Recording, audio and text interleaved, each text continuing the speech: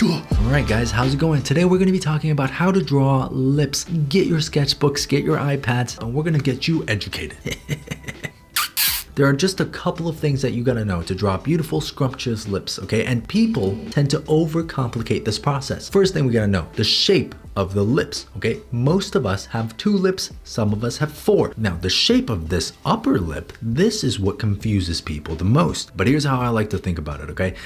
Remember how you used to draw seagulls? Some seagulls, right? And then you went to art school, you're paying $10,000 a year, and your seagulls look something like this. This is it. Now, lip shapes are going to be different from person to person, but if you can simply follow this basic principle of the elegant seagull, there's the upper lip, there's the bottom lip, well, now you're already one step ahead. If you have trouble remembering this, just think, what does the mouth do? It talks, it doesn't stop making noise, like a seagull.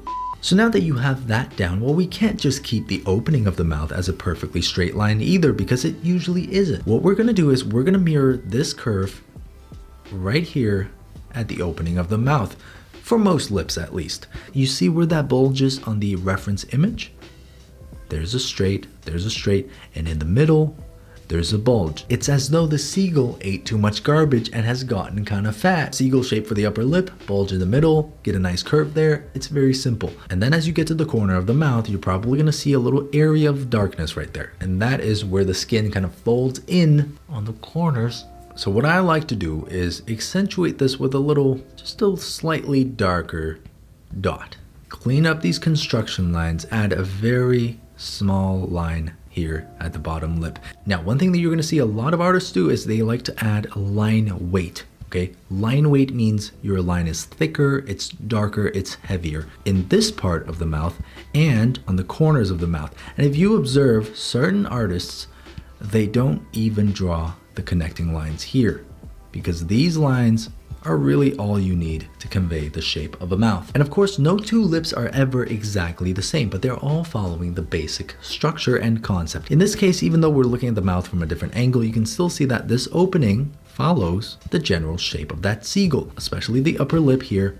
Look at that dip at the top, coming back down. And the bottom lip here is a simple oval shape that kind of tapers towards the corner. When you're drawing the face from any angle other than perfectly straight, you're gonna have to pay attention to the curvature of the mouth. Our mouths do not sit perfectly flat on our faces. Here is a straight wire. Here is my mouth. If I were to put this on my mouth and have it touch the corners, well, look what it's gonna look like.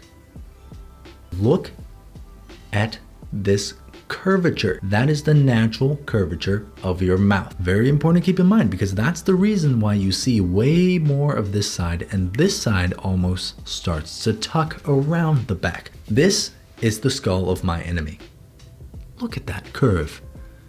Now, when we're drawing the mouth, no matter from which angle, keep in mind where the corner of the mouth is. Look at the curvature of the mouth. You get that down, and then you can start to get into the shape of this opening, consisting of a straight, a bulge, and another straight, just like a fat seagull. And right above this bulge, there's gonna be a little dip that mirrors that bulge. From this dip, we're gonna get the beautiful flowing wings of our seagull. The bottom lip is always gonna be an oval shape, a big scrumptious oval shape that tapers towards the corner. You can do some guidelines here to show you just how 3-dimensional this shape is supposed to be, and there you go. One thing to keep in mind is when you're drawing this bulge, make sure that it's not too wide or too narrow, because then it's going to have a very uncanny look. There are no rules for this, it's different from person to person, but just look at the peaks of this dip and the area where this bulge transitions to this straight. Now, the best way to get better at drawing lips is to practice, to get this idea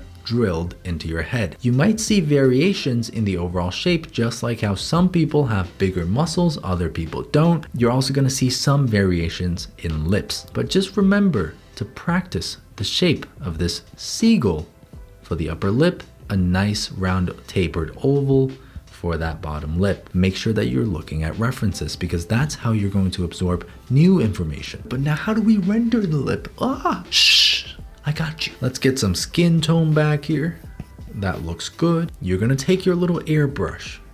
Okay, you're gonna get a nice, rich red, and you just Start from the center, press down in the center. Now what we're gonna do is we're gonna take a darker red, very dark, very saturated here. We're gonna just outline the areas where the opening of the mouth is very apparent. Take your little airbrush, and now we're gonna just brush over this opening line of the mouth. Make your brush a bit bigger, brush it over again so that there's a bit of a gradient from the inside to the outside. And if you don't like the airbrush, well, don't worry, you can also use a smudge tool to blend out some of these edges so that it looks like a natural folding in of the skin. Now, this is just how I prefer to render lips. You can, of course, just make the edges hard like this instead of soft and faded. It'll make your lips look slightly less juicy. I prefer to have it blended out, but just see, just a little bit. Now in the reference here, we can see a very direct light source, so that means a lot of cast shadows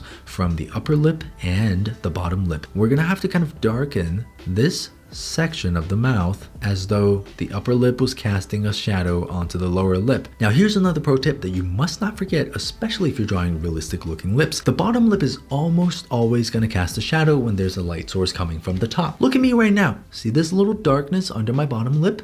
That's what gives my lips three-dimensionality. So take a darker shadow color for your skin and place that right under your bottom lip. In most cases, you're going to get a slightly darker red down here where the bottom lip transitions into normal skin. You're going to want to blend this out so that it's not too harsh.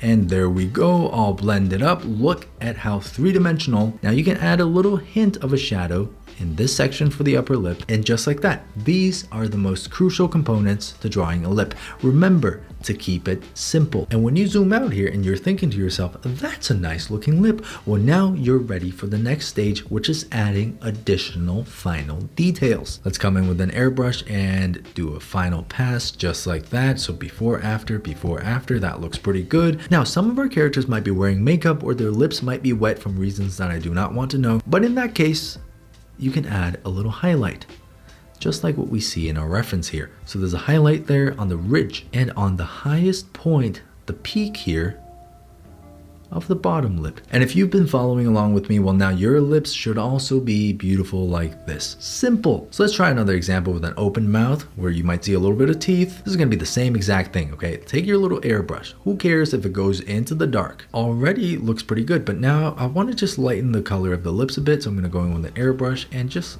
bring this color up a notch. And of course, we can't forget about the shadow under the bottom lip. We're just gonna paint this in there, use our smudge tool, blend the edges out a bit, get a darker red that transitions into the shadow.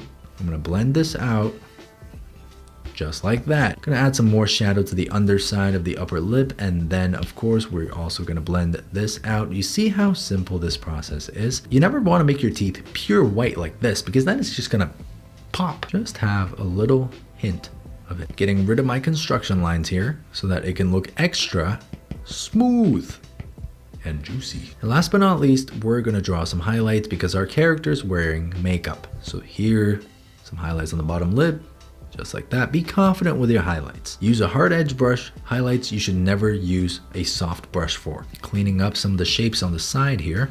And there you go. Once again, if you've been following along, now you have a very, very desirable mouth. So the next time you're rendering a mouth and you just don't know what you're doing, you just find yourself spinning in circles and over rendering and going over the same thing again and again, remember, keep it simple, one thing at a time. There's no need to overdo it. Now here's the thing, once you've learned and studied these principles, you're gonna be able to apply them to anything. What I want you to do is go out there, study lips, study different lips, different colors, different shapes, different angles, so that you can convey these general shapes in these simple steps. Now, look what I'm doing here.